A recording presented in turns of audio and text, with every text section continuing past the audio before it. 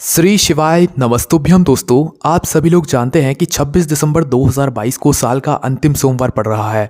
इस साल के अंतिम सोमवार को आपको हम ऐसे दो विशेष उपाय बताने वाले हैं, जिन दो उपायों को अगर आप लोग कर लेते हैं तो आपके जीवन से सारी दुख समस्याएं दूर होंगी, सारे दुख कष्ट दूर होंगे। साथ ही में अगर आपकी कोई विशेष मनोकामना होगी तो वो भी पूर्ण जरूर होगी और आने वाला नया साल भी आपके लिए बहुत ही अच्छा होने वाला है। ठीक है, तो इन दो विशेष उपायों को अच्छे से सुन ले, समझ ले, उसके बाद ही इन उपायों को आप लोग इस साल के अंतिम सोमवार 26 दिसंबर 2022 के दिन करें। तो सबसे पहला जो उपाय है वो 7 लोटे जल वाला उपाय है, जिस उपाय को करने से आपकी कितनी ही बड़ी दुख समस्या क्यों ना हो, मनोकामना क्यों ना हो, वो जल्द से जल्द पूरी हो जाती है। पर इस उपाय को आपको तभी करना है जब आपने सभी कुछ करके देख लिया हो, सभी उपाय सभी व्रत करके देख लिया हो, तब आपके काम नहीं हो रहा हो, मनोकामना पूरी नहीं हो रही हो, तो आप इस उपाय को इस साल के अंतिम सोमवार के दिन करके देखें। इस उपाय में बस आपको एक बेलपत्र की जरूरत पड़ेगी और 7 लोटे जल की आवश्यकता होगी। मतलब कि एक बाल्टी में जल भर लीजिएगा जिसमें से आप लोग 7 लोटा जल ले सके। ठीक है, लोटा एक ही रहेगा, बस एक बाल्टी में जो है थोड़ा ज़्यादा जल आप लोग भर लीजिएगा।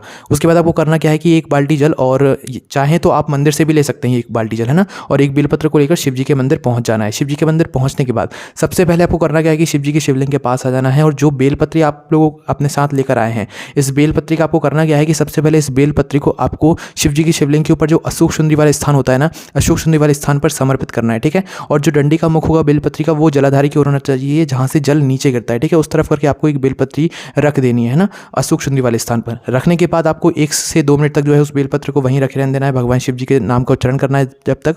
उसके बाद दोस्तों अब आपको जो है इस बेलपत्री को उठाना है। ठीक है, सिर्फ बेलपत्री को समर्पित करना है, अभी यहाँ पर जल नहीं चढ़ाना है। ठीक है, बेलपत्री को समर्पित करके अशोक सुंदरी वाले स्थान पर वापस से उठाकर इसे आपको शिवलिंग के ऊपर समर्पित करना है। अब जब आप लोग इस बेलपत्री को शिवलिंग के ऊपर समर्पित करेंगे तो बेलपत्री की डंडी का मुख आपके विपरीत दिशा में होना चाहिए। मतलब जिस तरफ आप बैठे हैं उसकी सामने वाली दिशा में जो है आपको बेलपत्री की डंडी का मुख करके रखना है। मतलब शिवलिंग के पीछे वाला जो भाग होगा वहाँ पर करके रखना है। ठीक है, इस बेलपत्री को वहाँ पर शिवलिंग के ऊपर समर्पित कर दिया आपने। समर्पित करने के बाद अब आप जो अपने साथ 1 लोटा जल 7 लोटा जल लेकर आए हैं एक लोटे में, ठीक है, अब वो आपको समर्पित करना है। कैसे करोगे? सबसे पहले जो 1 लोटा लेकर आए हो उस 1 लोटे से अपनी बाल्टी में से जल भरो और शिवलिंग के ऊपर उसी बेलपत्र के ऊपर समर्पित कर दो। ठीक है, फिर दूसरा लोटा भरो, फिर तीसरा लोटा भरो, फिर चौथा लोटा भरो, फिर 5वां लोटा भरो, फिर 6वां लोटा भरो, फिर 7वां लोटा भरो। ऐसे इस तरीके से 7 लोटा जल आप लोगों को जो है उसी बेलपत्र पर शिवलिंग के ऊपर समर्पित कर देना है।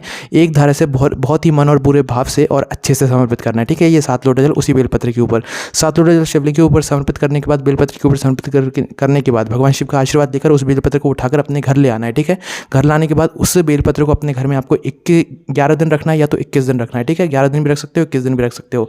11 दिन या 21 दिन उस बेलपत्र को अपने घर में अपने पूजन वाले स्थान पर रखने के बाद आपको इस बेलपत्र को जो है विसर्जन करना है किसी भी बहती हुई नदी में, किसी भी जलाशय में। ठीक है, वहाँ पर जाकर भगवान से विनती करना है कि भगवान हमारे जीवन में जो भी दुख समस्या मनोकामना आपकी जो भी हो वो भगवान शिव से विसर्जित करते समय इस बेलपत्र को बोल दीजिएगा। ठीक है, निश्चित आपकी वह मनोकामना जरूर पूर्ण होगी, आपकी दुख समस्या जरूर पूरी हो मतलब दूर हो जाएगी, है ना। उसके बाद दोस्तों आप सभी लोग जानते हैं साल के अंतिम सोमवार के दिन चतुर्थी भी पड़ रही है, जो कि गणेश जी का भी बहुत ही विशेष दिन होता है। तो इस दिन किया जाने वाला एक बहुत ही विशेष उपाय जिससे आपकी मनोकामना दुख समस्या सब कुछ दूर हो जाएगा। ठीक है, तो इसमें आपको जरूरत पड़ेगी 9 शमी पत्र की और 1 घी के दीपक की, जो कि आप आटे का बनाएंगे, गोल बाती का घी का दीपक, है ना।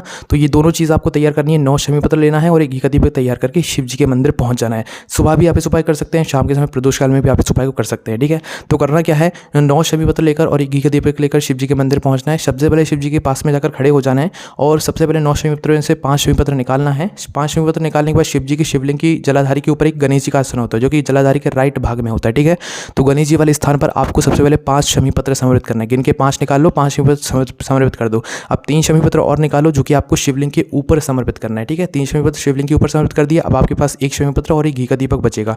तो इसे आपको क्या करना है कि शिव जी के मंदिर की चौखट के पास जाना है और अंदर से खड़े होकर देखना है कि आपका उल्टा हाथ कौन सा है। उस उल्टे हाथ की चौखट पर शिव जी के मंदिर के अंदर खड़े होकर देखना है आपका उल्टा हाथ कौन सा है। ठीक है, उल्टे हाथ की तरफ आपको जो है वही बचा हुआ शमी पत्र शिव जी की चौखट पर समर्पित कर देना है। उसके बाद जो 1 घी का दीपक आप तैयार कर लेकर आए हैं, उस शमी पत्र के साइड में उस घी के दीपक को गणेश जी के मोरध्वज मयूरध्वज गणेश जी का नाम लेते हुए वहाँ पर जला देना और भगवान से शिव जी के चौखट पर बैठकर 2 मिनट बैठकर अपने मन के पास श्री शिवाय नमस्तुभ्यम का जाप करते हुए बोल देना। निश्चित ही आपकी जो मनोकामना होगी, जो भी दुख समस्या होगी, बहुत ही जल्द पूर्ण हो जाएगी, क्योंकि आप इस उपाय को बहुत ही विशेष दिन पर कर रहे हैं। बहुत ही विशेष दिन है, जरूर करके देखिए। कोई भी समस्या आती है तो कमेंट करके पूछ सकते हैं।